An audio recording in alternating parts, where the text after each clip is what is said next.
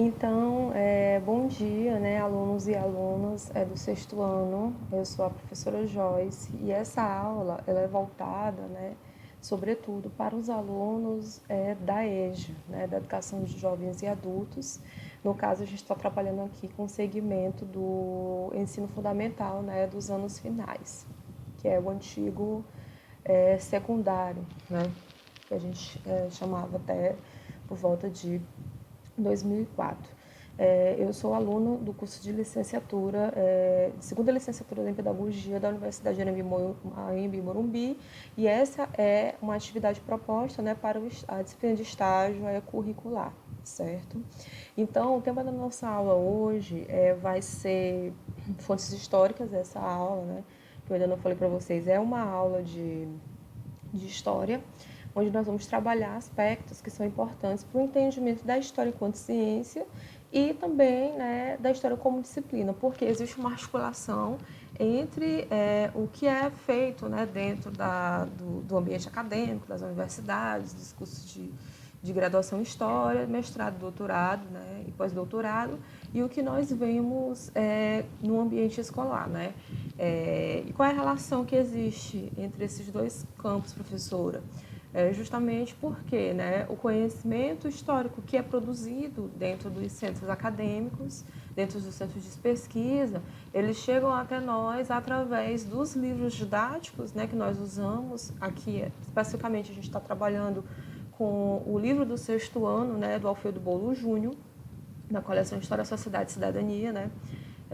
A nossa aula foi montada a partir principalmente desse livro, certo? E aí o professor ele tem esse papel, né, de ensinar através das aulas esse conteúdo, que a princípio é um conteúdo de pesquisa, mas ele didatiza isso, né, enquanto ele está ensinando, que é justamente o que eu estou fazendo agora. Então eu vou utilizar uma apresentação, né, de slides para poder fazer essa exposição para vocês, certo?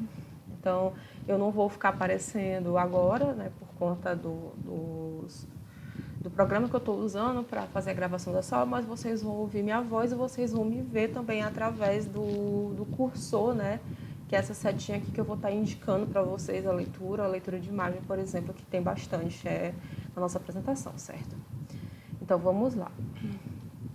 E aí eu vou colocar aqui para apresentar, né, para que vocês possam ver de uma maneira melhor. E aí, como eu falei para vocês, né, essa aqui é uma aula voltada para o estágio supervisionado de segunda licenciatura em Pedagogia, né, o estágio 1. E a nossa aula ela se intitula como História como Ciência, Fontes Históricas e Tempo Histórico. A professora sou eu, professora Joyce Oliveira Pereira, certo? Então vamos passar, né? E aí, para começar a nossa aula, a gente tem que estabelecer uma definição, né? Tem que ter uma conceituação do que é a história, né? E é importante destacar, a princípio, que a história ela não lida com o passado necessariamente, né? Essa é uma visão que é simplória, né? Como eu posso dizer, uma visão do senso comum, certo? E aí, muitas vezes as pessoas acham que não é necessário estudar história por ser necessariamente algo do passado, e as pessoas não enxergam a relação do passado com o presente, né? Por isso que eu trouxe essa definição aqui para vocês, que é o quê? A história ela é a ciência que estuda as experiências do homem no tempo e no espaço, né? Logo, ela não é uma ciência do passado, né? Quem disse isso foi o Marc Bloch, é um historiador francês. Lá do início do século XX, né? Ele era de uma escola dos análises, que era uma corrente historiográfica francesa, e ele que vai trazer essa inovação, em certo sentido, de ter essa compreensão que, né, o que é que a gente, como é que seria essa definição de história? A gente estuda as experiências dos seres humanos no tempo e no espaço, né? Por quê, professora? Porque se diferenciam muito, por exemplo, o que a gente vive hoje, em 2021, do que a gente vivia em 2001, né? Só a gente puxar um pouco da memória, em 2001 a gente não tinha acesso à tecnologia da maneira que a gente tem hoje. E aí um exemplo muito básico né, esse e-mail que eu estou usando aqui para dar aula para vocês. Né? Lá em 2001, se a gente tivesse passado por uma pandemia como a gente está vivendo hoje, isso seria impossível. Não haviam essas ferramentas tecnológicas, né? Então, por isso que são as experiências no nome no tempo, né? E no espaço, por quê, né? Eu falo do Maranhão, né? Então, a vivência tecnológica das pessoas do Maranhão, né? Ela não é tão, como eu posso dizer, ela não é tão frequente, né? Por exemplo, o acesso à internet, né? Que é o Wi-Fi que a gente chama, como uma cidade, por exemplo, como a capital de São Paulo, né? A cidade de São Paulo. Então, esse espaço também ele se diferencia essas experiências que são dos sujeitos, né? E aí é por isso que a ciência e a história que estuda as experiências do homem no tempo, né? E no espaço, porque isso é muito determinado, né? E a gente vai falar um pouco mais disso à frente. Então, professora, se a história é a ciência que estuda essas experiências do homem no tempo e existe essa variação, mais especificamente o que é que vocês procuram perceber, né? Vocês enquanto historiadores e a gente enquanto alunos, o que a gente tem que perceber nessa questão? São as mudanças e as continuidades, né? Ou as rupturas e as permanências, que são outros termos que vocês podem utilizar se forem estudar em outros locais, né? E aí eu trouxe aqui duas imagens para a gente perceber isso, né? Eu tenho mulheres, né? Tenho aqui imagens que representam mulheres, mas essa imagem aqui, ela traz para mim mulheres do século XIX, ou mais especificamente estou querendo compreender, né? São as vestimentas das mulheres do século XIX. Então você vê, né, que elas estão bem aqui pescoço, né? Os braços cobertos, as saias são longas, né? Se arrastam pelo chão, né? Aqui, ó, você tem aqui, ela está mostrando, professora, que ela pode estar mostrando o braço, mas ela está usando uma luva, que também cobre, né, em certo sentido, o corpo, né? Ela usa já mais aqui um decote aqui, que é um decote quadrado, mas o vestido vem até o chão, ele tem uma cauda também, e essa aqui, novamente, ó, o pescoço, né, coberto, os braços cobertos, né, fica só de fora um pouquinho aqui da mão, né, uma saia, né, com uma anquinha, esse tipo de roupa aqui a gente chama de anquinha, que tem essa parte aqui, que essa parte é maior, e ela usa chapéu. Então, observem isso aqui, que é um tipo de roupa do século XIX, né, um vestimento do século XIX de mulheres que são mulheres abastadas, ou seja, são mulheres ricas. E aqui eu tenho roupas de mulheres do século XXI, né? São roupas que nós usamos calças, né? Usamos camisetas que mostram os braços, usamos shorts aqui, a gente está falando de shorts que são curtos, por exemplo, né? Usamos capuz, né? Aqui as mulheres estão de cabelo solto. Então, isso aqui, ó, nós temos uma ruptura no modo da vestimenta do século XIX para a roupa que as mulheres usam no século XXI, né? Aqui, ó, cabelos soltos. Aqui nós temos, a maioria das vezes, na representação, são cabelos presos, penteados que são bem elaborados. Então, notoriamente, nós temos aqui uma ruptura de comportamento, né, em relação a como as mulheres devem se vestir ou como as mulheres devem se comportar, né? E aqui no século XXI existe a discussão muito pungente sobre isso, né? Sobre justamente essas ideias de como as mulheres devem se comportar, certo? Professora, eu estou vendo uma ruptura, né?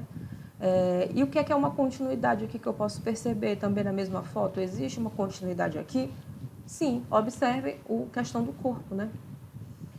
É um corpo, aqui nós temos um corpo magro, nós temos um corpo que a cintura é bem marcada, né? Então aqui, ó, nós temos cinturas que são cinturas bem marcadas.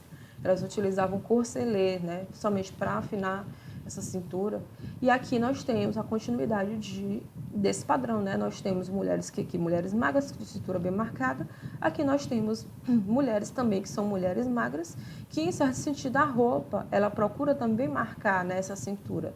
Não é esse mesmo corpo daqui, né, que ele é bem acinturado, mas aqui existe também um padrão que marca, né, esse corpo, que é um corpo magro, mas também que é um corpo curvilíneo, né?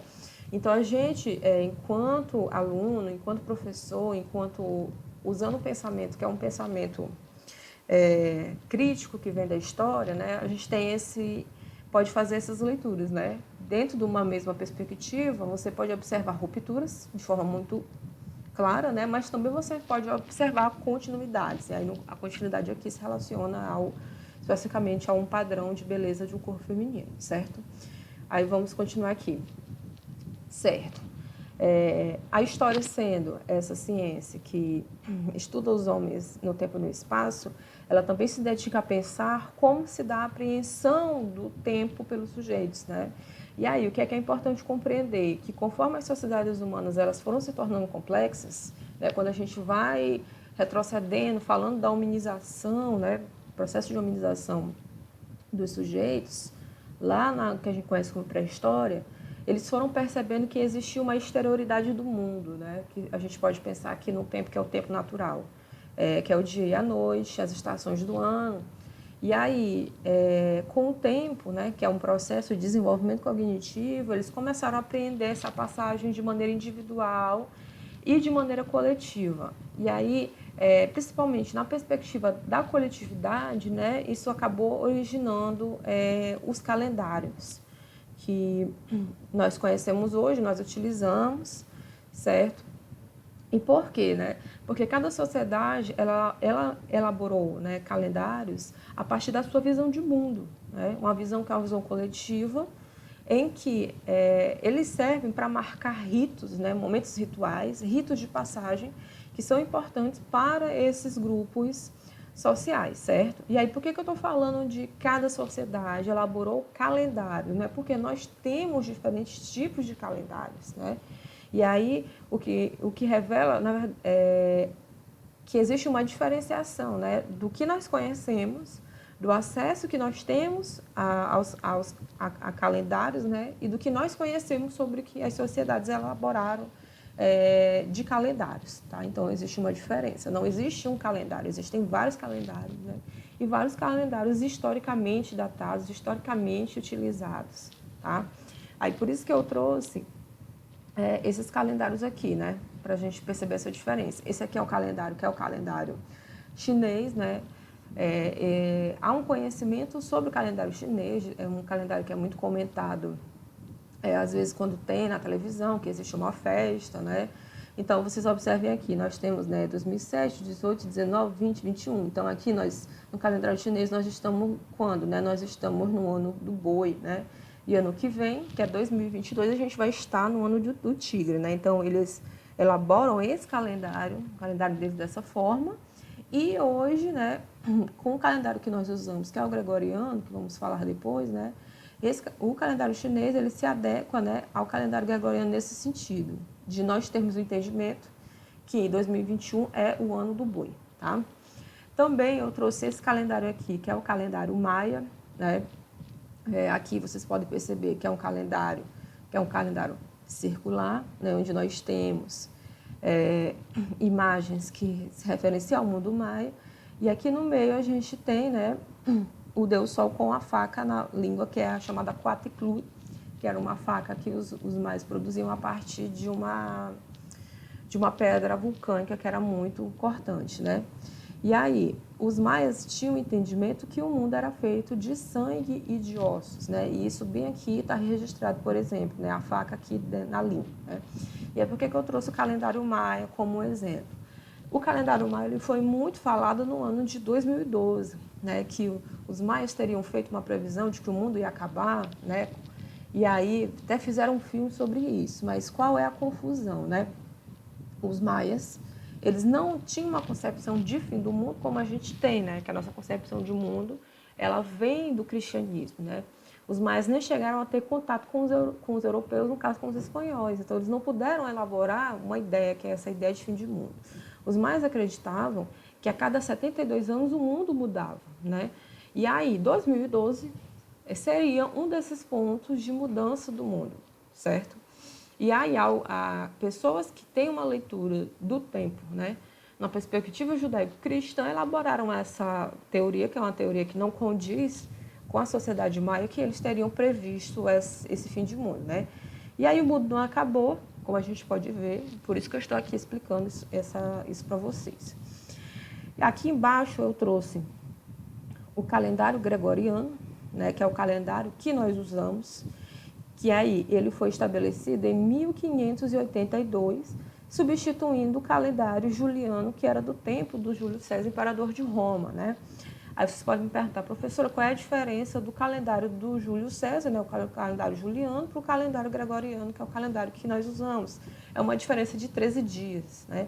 Então, dentro do calendário juliano, enquanto a gente está no dia 1º, no calendário gregoriano, a gente já está no 14º dia, né? Então, essa é uma diferença, que é uma diferença básica dentro desses dois calendários. E aí, essa junção de diferenças de dias vai dar origem a cada 4 anos ao ano bissexto, né? Por exemplo, no caso, a cada 2 anos em um ano bissexto. Enfim, certo? E aí, né? Esse aqui, calendário gregoriano, nós utilizamos hoje, né? Os ritos que nós temos dentro desse calendário gregoriano, né? O Carnaval, por exemplo, né? A Páscoa, Pentecostes, Natal, por exemplo, né? E aí, são só esses ritos que nós temos dentro do calendário gregoriano, por exemplo, que nós usamos no Brasil? Não, né? Dentro desse calendário que nós usamos, que é um calendário que vem principalmente do cristianismo, né? Foram adotadas datas cívicas que se referem à história da nação. Então, tem Tiradentes, né? Que é 21 de abril. A gente tem aqui no Maranhão a adesão do Maranhão à independência, que é 28 de julho. Nós temos o 7 de setembro, que é a independência propriamente do Brasil. Nós temos o 15 de novembro, né, que é proclamação da República. E aí, assim sucessivamente, né, cada município acrescenta a data do aniversário da cidade, né, o aniversário da Câmara, por exemplo. Tá? Então, os calendários eles são constituídos socialmente, né, pelos grupos. E aí eu esqueci de explicar isso para vocês aqui, que é importante, né?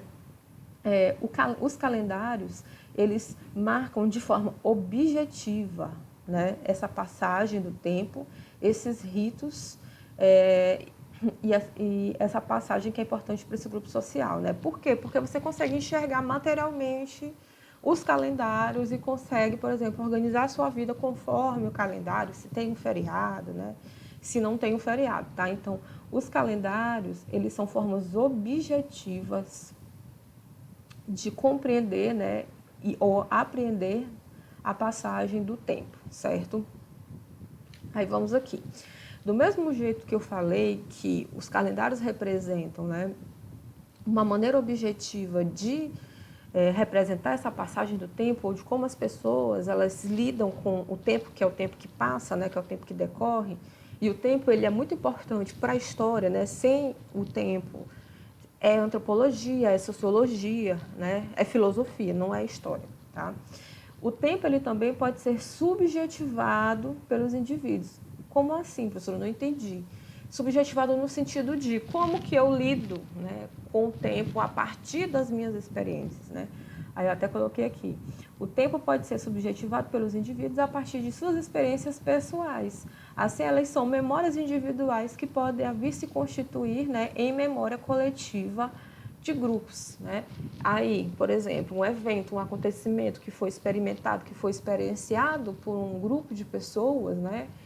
Cada indivíduo tem uma leitura sobre o que aconteceu, por exemplo, né? E aí, quando essas leituras elas se juntam, elas vão formar uma experiência coletiva de determinado acontecimento, determinado evento, e aí isso tem a ver com a maneira como as pessoas entendem, né, compreendem o que ocorreu e como que elas apreendem, tá? E aí eu trouxe para a gente pensar isso de uma maneira mais próxima, né, pensando do lugar que eu falo, que é o Maranhão, o estado do Maranhão. Aqui eu trouxe as memórias agenciadas pelos sujeitos a partir do reggae. O reggae, que é um ritmo musical que é muito consumido no estado, né? E como que as pessoas subjetivam essa experiência do reggae. Especificamente, eu trouxe aqui as experiências que são agenciadas a partir da música Melody Rosemary, né? Que é do Gregory Isaacs, que faz muito sucesso aqui no estado, né? Então, eu peguei esses comentários, né, do YouTube, certo? Eu vou colocar aqui na descrição do vídeo o link dessa música, para que você assista essa aula, né? Se você for do Maranhão, se for de outro lugar, né, e você tiver essa experiência com reggae, você me dizer o que é que você agencia quando você escuta essa música, né? Então, aqui, ó. A Nilda, né, ela disse que o reggae só lembra o sogro dela. Então, ela lembra de uma pessoa, né, que morava em Matinha, né, Maranhão, que é uma cidade da Baixada Maranhense. Era o reggae preferido dele, saudade do meu sogro, né? Aí o que ela continua dizendo, mas ficou marcado para sempre em minha vida. Aqui embaixo, o Erisvaldo, né? Meu Deus, é uma viagem inexplicável. Eu dancei muito esse som em Maracassumé, provavelmente, né? Que é uma cidade daqui. Maracassumé, Maranhão, minha terra. Hoje estou em Roraima. Então, o Erisvaldo, né? Que dançava muito em Maracassumé, bem aqui, a gente conseguiu detectar um espaço, né? Maracassumé, Matinha, né? Tem uma descrição de 2 espaços aqui.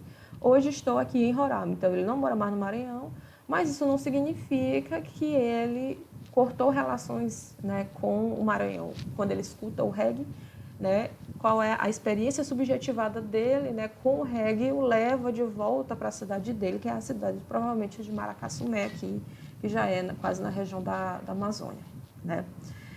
Aí a Lena, o que é que ela diz? Amo, marcou minha infância, jamais esquecerei. Então, olha aqui, a Lena, ela já faz a marcatória, né? É o tempo que ela era adolescente, né? Então, aqui, ó, nesses 3 comentários aqui, que tem vários, né? Eu consegui agenciar 2 espaços geográficos, né? Matinha, Maracassumé, um estado que é o Maranhão, né? E ela aqui, a Lena, ela marcou um período da vida dela que é a adolescência, né? Quando eu escuto esse reggae, eu lembro da minha experiência de quando eu era criança e adolescente, morando na cidade de Bacabal, que é de onde eu sou, né? E aí, a partir disso, eu posso dizer que o Melody Rosemary, ele fez muito sucesso entre os anos 90 e o início dos anos 2000, né? Então, eu consigo agenciar aí um tempo, certo? É por isso que eu estou falando que as experiências, elas podem ser subjetivadas pelos sujeitos, né? O tempo pode ser subjetivado pelos sujeitos, na verdade. Aí vamos continuando aqui. Certo, né, professora? Aí você deu todas as explicações, você disse que a gente pode subjetivar as nossas experiências do tempo. Tudo bem, mas como que eu posso fazer isso, né? Como que isso é possível, né? Como que isso acontece? Como eu estou falando para vocês, o Melody Rosemary, ele traz essas experiências, que são experiências subjetivas, elas contam para nós um dado da experiência dos sujeitos no tempo e no espaço, porque ela é uma fonte histórica, né? Ah, professora, mas eu não sei o que é fonte histórica. O Mark Bloch, novamente aqui, o que é que ele vai dizer? Ele diz que tudo que o homem produz diz sobre ele, né? E aí ele também coloca nesse mesmo livro, né, que como o historiador é um ogro, né, e ele está procurando, né, uma carne para ele devorar. Então, em que sentido que ele vai dizer isso, né? É que tudo que os indivíduos, na sua existência, ou seja, durante a sua vida, eles produzem história, né? No seu cotidiano, no seu fazer diário, né? Dessa forma, tudo que existe ao redor pode contar sobre o tempo em que essas pessoas elas viveram. Tá? Então, quando a gente vive a nossa vida todos os dias, né, nas múltiplas dimensões que existem, a gente está produzindo história. Né? E aí, quando um historiador se dedica a pensar essas questões, é que ele vai, por exemplo, perceber se isso é uma dimensão que é da política, se é da economia, se é da cultura, se é da religião, por exemplo, né? Se é da arte, e em que pontos, né, esses diferentes contextos eles podem se tocar para produzir uma experiência, né, coletiva, tá? Aí, continuando essa explicação, para que vocês possam compreender também, né, uma categoria, né, uma organização, até para que vocês possam começar a perceber isso no cotidiano de vocês, que é importante dentro da disciplina, eu botei aqui que há diferentes tipos de fontes históricas, né? Nós temos fontes históricas que são materiais, ou seja, são fontes que passam um tipo de prática, né? E aí eu trouxe, por exemplo, um abano aqui, que depois vou falar um pouco mais para você, né, do abano. Fontes escritas, que são documentos, que são livros, né? A gente pode pensar o WhatsApp hoje como também um tipo de fonte escrita, né? No caso, as mensagens escritas. Nós temos fontes visuais, né, que são as fotografias, são as imagens, né? pensem o Instagram como uma fonte visual, né? O Instagram é uma rede social de imagens, os memes que nós usamos, né? Os GIFs, as figurinhas, por exemplo, né? Também são exemplos de fontes orais, né? Ou fontes visuais, desculpa. E aí nós também temos fontes orais. E as fontes orais, por que elas são muito importantes a gente destacar, né? Porque até por volta dos anos 80, né, 1980, havia uma desconfiança em cima dos relatos orais, né? A oralidade, as conversas, em certo sentido, né? Elas não eram tomadas como seguras para fazer, né, um estudo de história. E por que isso é problemático, né? Nas fontes escritas também existe alguém por trás do que está escrito, né? Existe uma pessoa que escreve do mesmo jeito que na oralidade existe uma pessoa que é uma pessoa que fala, tá? Aí a partir, principalmente dos anos 80, é que você tem uma certa explosão de trabalhos que pensam a partir da história oral. E por que é importante, né? Porque em certos contextos rurais, né? Você não tem um grande número de relatos escritos, por exemplo, né? Municípios. Você tem pessoas que fazem parte da história do município. Então, muito dos trabalhos, das pesquisas realizadas, tanto nesse sentido da academia, mas também pesquisas escolares, né, trabalhos de escola, eles se tornaram possíveis a partir da entrevista dessas pessoas e do entendimento que a entrevista ela é responsável por resguardar um conteúdo que vai embora quando as pessoas elas morrem, né? Aí, voltando aqui, né? Professora, eu entendi mais ou menos, mas eu não consigo pensar, né, um tipo de fonte material. Aí eu trouxe um abano aqui, né? Um abano que é produzido, esse modelo aqui, ele é muito produzido aqui no Maranhão, pelo menos até hoje foi o único modelo que eu vi, né? Não conheço se há outro, talvez tenha, né? Então, o abano, para que ele serve? Ele serve para abanar, ou seja, né, para atiçar o fogo quando ele está sendo feito aqui, né, no carvão. Então, o abano, ele se refere, sobretudo, a sociabilidades do meio rural, né? Que estão no meio rural. Nós temos aqui, né, também uma relação que demonstra a constituição de uma sociedade a partir dos indígenas, né? Porque esse tipo de tratamento da palha, né, do conhecimento da árvore, do tratamento da palha, do trançado, ele vem dos povos indígenas, certo? Então, eu estou falando de um estado que até 1990, que era no caso Maranhão, ele era rural, né? A população urbana não conseguia ultrapassar a população rural até 1990 no Maranhão, né? É um estado que ainda possui bastante cobertura vegetal. Se você pensa, por exemplo, outros contextos. E aí eu posso agenciar também essa experiência, que é a experiência do campo, por exemplo, num fogareiro, né? Aqui é como se fosse uma espécie de fogareiro, né? Que era muito comum quando não havia fogão a gás, não havia essa difusão de fogão a gás, né? As pessoas não podiam comprar.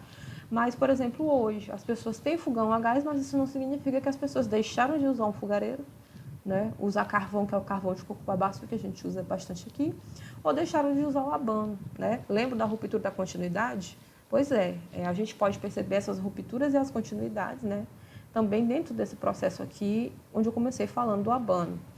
Uma fonte escrita, eu trouxe o livro da Maria Firmina dos Reis, Úrsula, que foi o primeiro romance de literatura escrito por uma autora negra aqui no Brasil, né? Lá no século XIX, muito antes do Aloysio Azevedo, antes do Mulato, em que o que a Maria Firmina traz para a gente pensar, né? E por que é uma fonte histórica? Desculpe, que voltou aqui sem querer.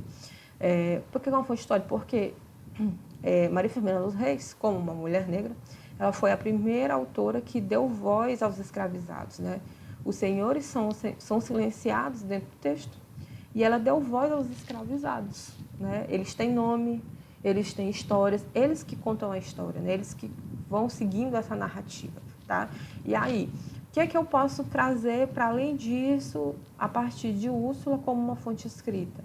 Eu posso pensar a condição de escravidão no Maranhão, né? O Maranhão, na época do Império, era a província, que era como os estados eram conhecidos, como uma província onde os senhores eram muito cruéis, né? Os senhores eles eram muito maus, eles castigavam, né, muito os seus escravizados. E isso aqui, ó, quando a Maria Firmina ela inverte essa ordem, né, ela dá voz aos escravizados e silencia os senhores, ela está mostrando isso também, né? Por isso que O livro da Maria Firmina, Úrsula, é uma fonte escrita, assim como os documentos que estão dentro dos arquivos históricos, né? Por quê? Porque em algum momento eles eram documentos administrativos, né? Cartas, como eu já falei, né? As mensagens do WhatsApp também podem ser tomadas como fontes históricas. Enfim, né? Tudo que é escrito, né? Livros, por exemplo, podem ser tomados como fontes históricas, né? Os cadernos de vocês, né? De estudo, contam como vocês aprendem, né? O que é que vocês aprendem, tá? E aí eu tenho fontes que são fontes visuais, ou seja, fontes que eu consigo ver, né? Consigo visualizar. E aí eu trouxe aqui uma fonte visual que é uma fotografia, né? Aqui no Museu do Reggae, porque o reggae vai ser uma temática de fundo aqui da nossa aula, tá? Ou Maranhão mais especificamente, onde eu tenho um casal que dança junto, né? E o que essa fonte visual, que é uma fotografia de um casal dançando junto, traz para mim enquanto fonte histórica? Eu consigo perceber uma prática que é uma prática única, que é o que? Dançar o reggae junto, né?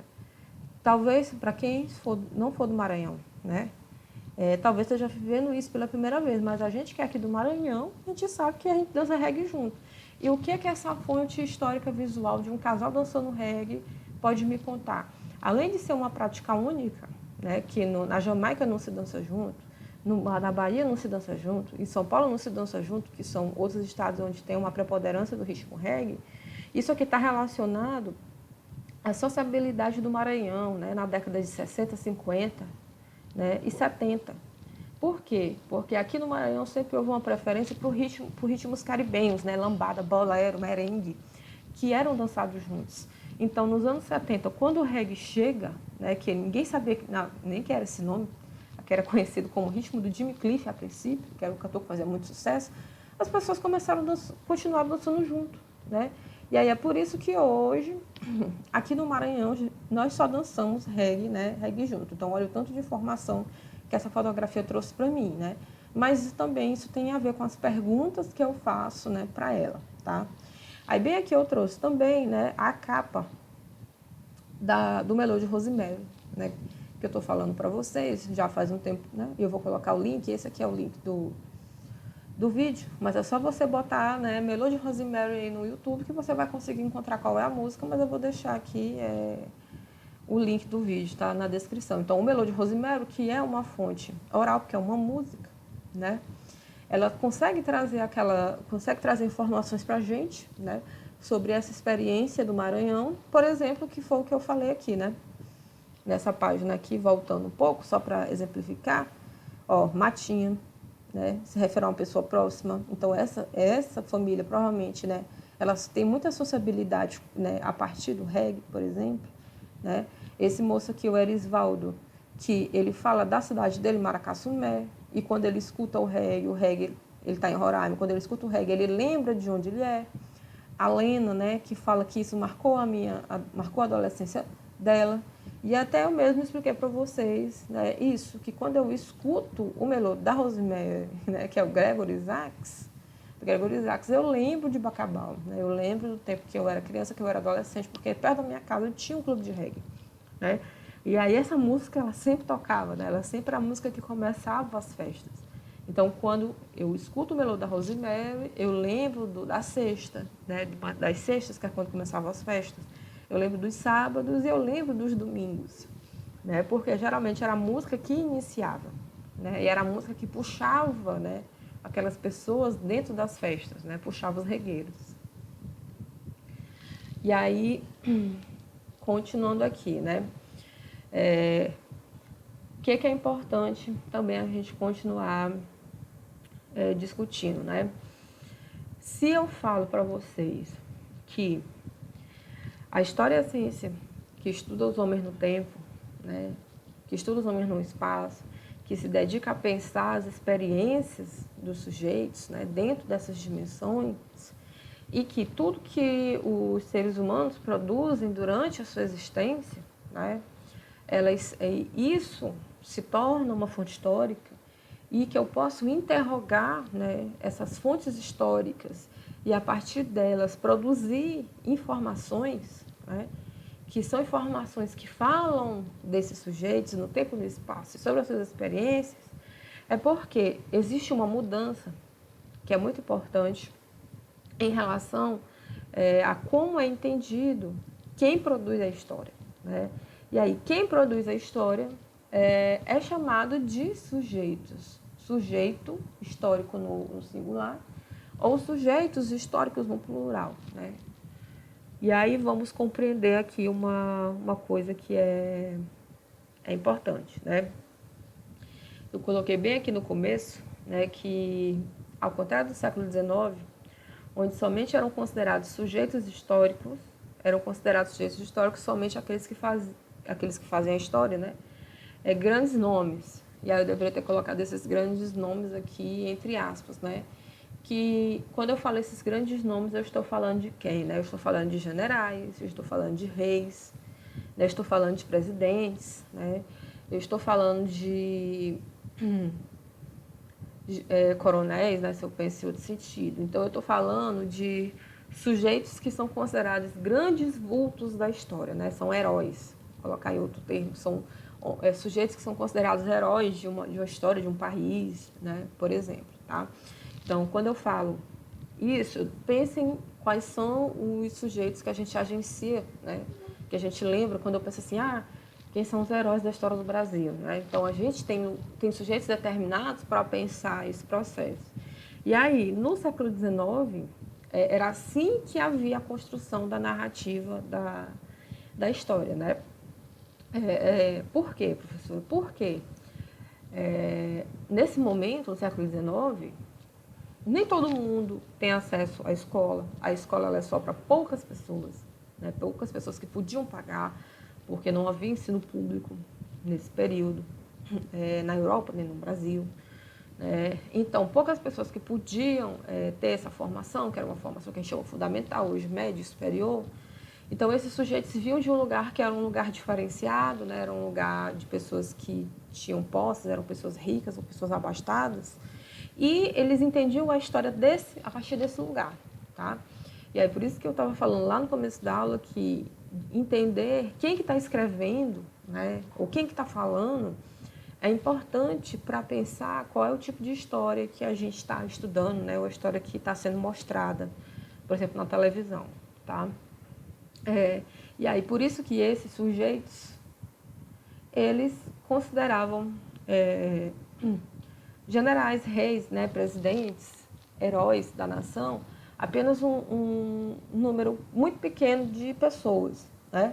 E aí, quando eu falei, por exemplo, da história do Brasil, pensem aí em sujeitos que vocês agenciam, né, para pensar a história do Brasil, os heróis da história do Brasil. Então, quando eu penso no Tiradentes, né, que é em abril, que ele foi tomado como uma pessoa dotada de um espírito da República, né, lá no período colonial, durante a Inconfidência Mineira. A gente pode pensar também o Dom Pedro I, né, como aquele sujeito que fez a independência do Brasil, que construiu a independência do Brasil, né? Talvez não de uma forma tão forte o Dom Pedro II. Tem até uma novela agora, né? Uma novela das 6 passando sobre ele, chamada Nos Tempos do Imperador. Né? E aí é um exercício bom vocês pensarem como que o Dom Pedro II está sendo representado nessa novela. Né? E aí, continuando aqui, né? O Marechal Deodoro da Fonseca, né? Lá na República, proclamação da República, em 15 de novembro.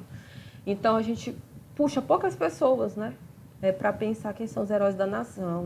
Aqui a gente não vê nenhuma mulher dentro dessas pessoas que a gente pensa, né? A gente não vê as mulheres. Geralmente, esses homens que eu estou falando aqui, eles são homens que são homens abastados, são homens brancos, né? Por exemplo, tá? Não o Tiradentes, porque o Tiradentes ele vem de uma origem que é uma origem humilde, né? Ele era que a gente chama de hoje de dentista, né? Por isso que ele era Tiradentes, no caso, né? Mas quando a gente pensa, na maioria dos heróis da nação, eles não têm uma origem que é uma origem, vamos botar nesse termo aqui, a origem popular, tá? E aí, a partir de 1930, né? Aquele rapaz que eu falei para vocês antes, que é o Mark Bloch, ele vai se contrapor, né, a esse modo de escrever a história, né, do século XIX, e ele vai criar uma corrente nova, né, uma nova maneira, no caso, de pensar e escrever a história, que é conhecido como Escola dos Análises. Então, quando o Marc Bloch, com um amigo dele, que é o Lucien Febvre, eles vão começar esse movimento, né, eles vão perceber o quê? Né? Que existe uma limitação dentro desse modo de escrever história, porque também só havia escrita de uma história que é uma história da política. Né? Não havia um estudo sobre a cultura, por exemplo, né? Sobre como as pessoas entendiam a religião, ou as posturas durante a morte, o que, é que as pessoas pensavam, né? Como que as pessoas elaboravam uma manifestação, né? Uma dança, por exemplo, em determinado período, que é o que eu estou falando para vocês aqui em relação ao reggae. Então, a partir de 1930, principalmente do Marc Bloch e do Febvre, ocorreu uma mudança na ciência da história que observou que todos os indivíduos são sujeitos históricos, ou seja, todos os indivíduos, eles são produtores de história. Certo? Então, todas as pessoas, todos os indivíduos, eles são sujeitos históricos. Tá? E aí eu vou explicar mais uma coisa para vocês, que é muito importante, né? Por que ter o entendimento que todos os indivíduos são sujeitos históricos é fundamental, né, para a história enquanto ciência e para a história enquanto uma disciplina, né? É porque quando eu penso que todos os indivíduos são sujeitos históricos, produzem história durante a sua vida, eu tenho diferentes visões, por exemplo, sobre o mesmo acontecimento, sobre o mesmo processo, tá? E aí depende de quem está me contando, né? Se for o caso, depende das fontes que eu estou usando para poder fazer essa interrogação, né? Para ter esse entendimento. E também das perguntas que eu faço, certo? Aí, continuando essa discussão, para que vocês entendam melhor, né? Pegando um caso que é um caso clássico aqui da história do Maranhão, que é a balaiada, né? A balaiada é um assunto que ele é muito falado aqui. Por quê? Porque a balaiada traz para a gente uma discussão que é sobre a desigualdade social, mas também sobre o preconceito de cor que existia no século XIX, por exemplo, que eu citei lá na Úrsula, né, no livro da Maria Filomena dos Reis, na Úrsula. Então, essa discussão sobre produção de história também muda como que é entendido a visão de certos processos, no caso da balaiada. Quando a gente estuda, geralmente na escola, a gente primeiro vê esse nome balaiada, né? Que é um nome que vem dos liberais, né? Que era o partido que queria se contrapor aqui, que queria tomar o poder, né? Nesse contexto do século XIX. Então, eles que vão conhecer o nome que é o nome balaiada, né? E aí eles vão considerar depois os balaios como pessoas perigosas, como facínoras, né? Então, a historiografia da balaiada, ou seja, que a gente estuda sobre a balaiada, as pesquisas, elas até por volta de 1950, 1960 principalmente, né? São visões preconceituosas sobre os balaios, né? Justamente por quê? Porque eram consideradas pessoas de cor, que é como eram chamadas, né? Nesse contexto, tá? Mas aí, a partir dos anos 60, vão começar a surgir trabalhos que vão se referenciar em outras bases para pensar o mesmo movimento. E aí muda primeiro a nomenclatura, ou seja, como é chamado. Não é a balaiada, é a Guerra dos Bentivis, né? Que era o Partido dos Liberais, era conhecido como os Bentivis. E aí tem um trabalho que é um trabalho muito importante, que é o trabalho do professor Matias Assunção, que ele fez na década de 80, com descendentes do que a gente conhece como balaios, né, dos revoltosos, lá na região de Itapecuru. Então, o que foi que eles contaram, né, para o professor Matias, que está num livro chamado A Balaiada ou a Guerra dos Bentivis? Eles contam sobre a violência, justamente, dos senhores. Eles falam sobre o recrutamento forçado que a província do Maranhão fazia na época da regência, né, porque havia muitas rebeliões regenciais pelo país e havia necessidade de ter sujeitos para poder fazer essas tropas, né? E aí, o que é que o governo imperial regencial estava fazendo? Estava pegando os homens à força das suas casas, né? E muitos desses homens morriam, muitos desses homens não voltavam. Então, esses homens começaram a se esconder, né, nas matas, que ficou conhecido como o Tempo do Pega, né?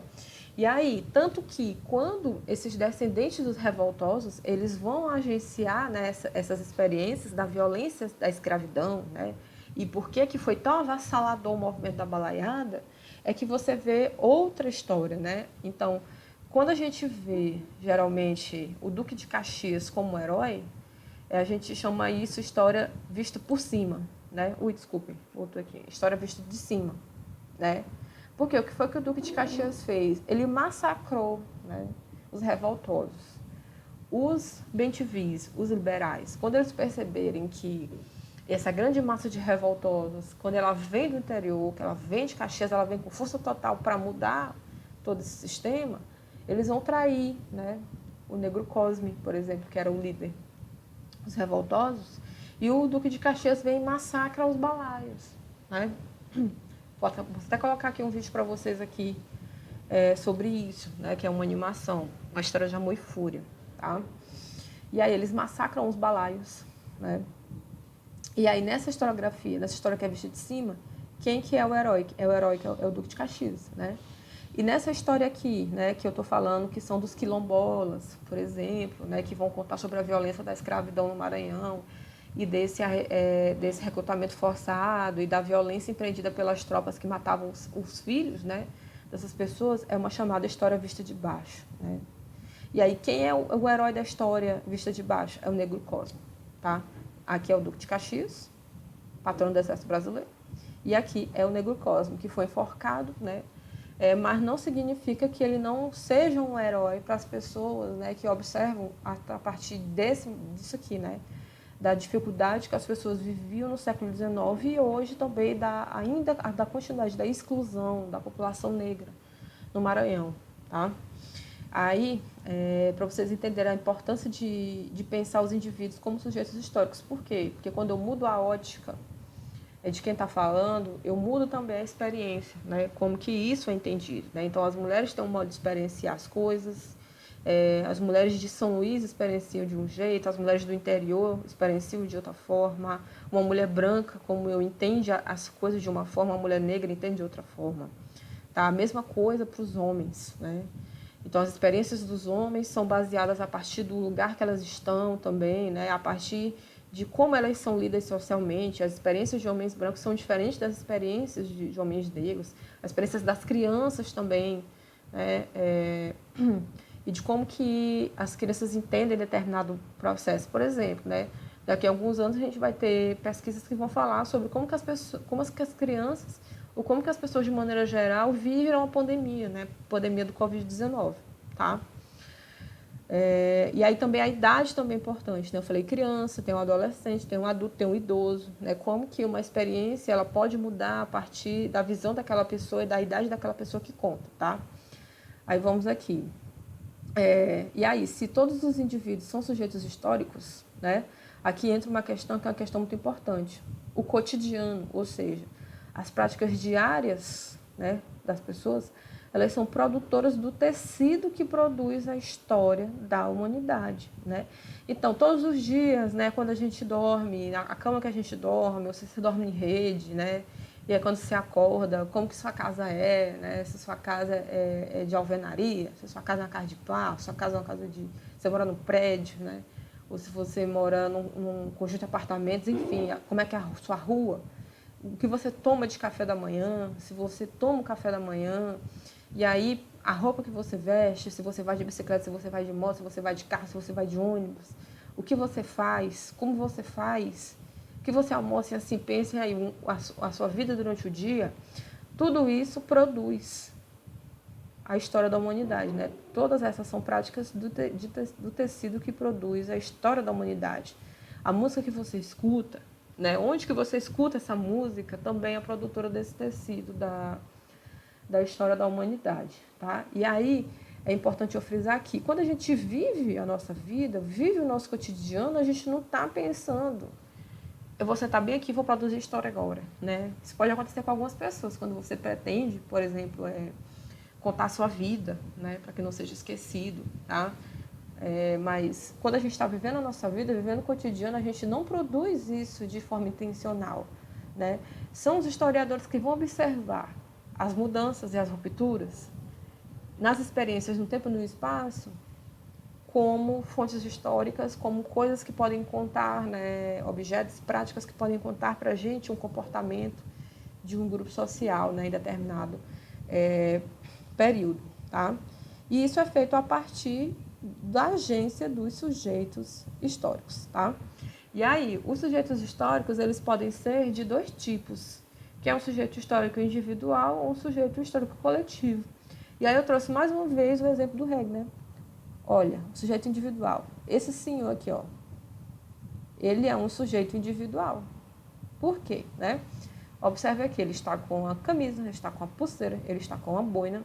E essas cores aqui a gente sabe, consegue compreender que ele é uma pessoa que gosta de reggae, né? Ele é um regueiro, né? Então, quando ele está aqui sozinho, né? Ele tem uma prática de reggae, né? Ele gosta do reggae. O reggae é uma prática na vida dele, ele está demonstrando isso aqui, ele deve estar indo para uma festa, né? Então, com o regueiro, quando ele está indo para uma festa, ele é um sujeito histórico individual. Ou se ele é uma pessoa, um regueiro que gosta de reggae, ele é um sujeito histórico individual. Mas esse mesmo senhor, né, esse mesmo rapaz, quando chega bem aqui, ó, nessa festa aqui, que é uma festa da Itamaraty, Super Itamaraty, né, que hoje não é mais, hoje já é mega, quer dizer que é maior, quando esse regueiro ele chega na festa de uma radiola, né, ele faz parte de um sujeito histórico coletivo. Por quê? Porque ele está no meio de um grupo de pessoas que também gostam de reggae, que também entende o reggae como uma prática de lazer, né? Que tem essa experiência com o reggae de uma maneira coletiva, né? Então, aqui ele é um regueiro, certo? E aqui ele é a massa regueira, né? Que aqui no Brasil a gente chama muito, é a massa regueira. Então, o regueiro é um sujeito histórico individual e a massa regueira, né, e não é só dessa radiola não, tá? São várias radiolas que tem aqui no estado, né? A massa regueira, ela é um sujeito histórico coletivo, certo? E aí vamos aqui para as considerações, né, finais da nossa aula. Vamos retomar, né, algumas questões que são importantes para poder fixar o conteúdo, certo? A história é uma ciência que estuda as mudanças e as permanências da sociedade humana no tempo e no espaço.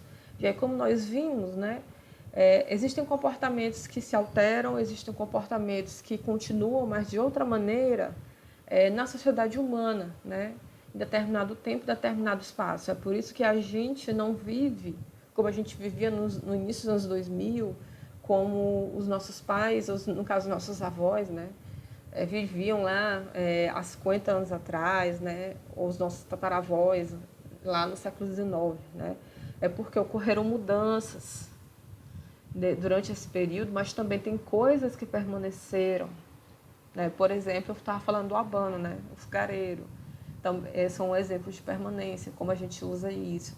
Infelizmente, o racismo também é uma forma de permanência, é uma coisa que permaneceu, né, do século XIX, tá? E aí, é só possível entender as mudanças e as permanências da sociedade no tempo e no espaço através dos vestígios que são deixados pelos sujeitos, né, históricos durante a sua vida, né, durante a sua prática cotidiana. E para os historiadores são fontes, né, para os historiadores são fontes históricas. E é a partir dessas fontes históricas que nós extraímos as informações, ou seja, que nós perguntamos a elas, né, que nós interrogamos essas fontes. E aí, a partir dessas perguntas, a gente entende, né, como que era a elaboração do mundo ao qual pertenciam, né? Por quê? Porque um abano, ele tem um objetivo muito básico, que é de atiçar o fogo, né, de conseguir pegar o fogo, como a gente costuma dizer aqui, né? E essa é a função do abano normalmente, mas quando a gente pega um abano para estudar, você pergunta para o abano para que o abano serve, em que contexto que existe o abano. Será que existem hoje tantos abanos, né, como existiam antigamente? Então eu posso pensar o uso do abano em uma cidade, ou dentro de uma comunidade, ou como que as pessoas usam o abano hoje em dia. Olha a diferença, né? Não é só eu saber para que ele serve, né? Mas quais são as utilidades que ele tem e se as pessoas continuam usando, né? Então, olha como que essas perguntas me levam, né, para questões que são questões da vida das pessoas e das mudanças e das permanências na vida das pessoas, né, da sociedade em geral. E aí, as fontes, elas podem ser de diferentes tipos, né? Porque todos os sujeitos são sujeitos históricos e logo eles produzem durante a sua vida, né, práticas ou objetos que relatam a sua sociedade. E aí, reforçando o que eu disse, quando a gente faz isso, a gente não está fazendo intencionalmente, né? A gente está vivendo a nossa vida e constituindo práticas, né, e produzindo e consumindo objetos, né, consumindo artefatos de cultura, música, dança, enfim, né, arte, de forma geral, porque a gente tem necessidade disso, tá? Não é de maneira intencional, não, tá? E aí, dessa maneira, a gente consegue compreender as distâncias entre o presente e o passado, né? E é possível visualizar um pouco do futuro, né? E aí, pensem isso nesse sentido, né? A gente está numa estrada e a gente está bem aqui no meio. Aqui é o presente. Então, a gente olha para cá e vê o passado, né? E você vê, né, as mudanças e as permanências do passado para chegar bem aqui onde a gente está, né? E desse mesmo ponto você olha para cá e nesse ponto aqui é o futuro, né? Então, quando você consegue estar nesse ponto aqui, que é o presente, bem no meio da estrada, e você consegue olhar para cá, para o passado, e consegue olhar para cá, e perceber que existe uma linha, né? Que é o viver humano em sociedade, né? Que liga esses pontos aqui, através das nossas permanências, a gente fala que a gente tem consciência histórica, né? Por quê? Porque eu consigo perceber que eu hoje no presente sou resultado dessas experiências do passado, que muitas vezes não fui eu que vivi, né? Mas elas são constituidoras de mim hoje. Então, eu tenho um entendimento que a minha experiência hoje do presente, ela é importante para a construção desse futuro aqui, né? Que são vários, né?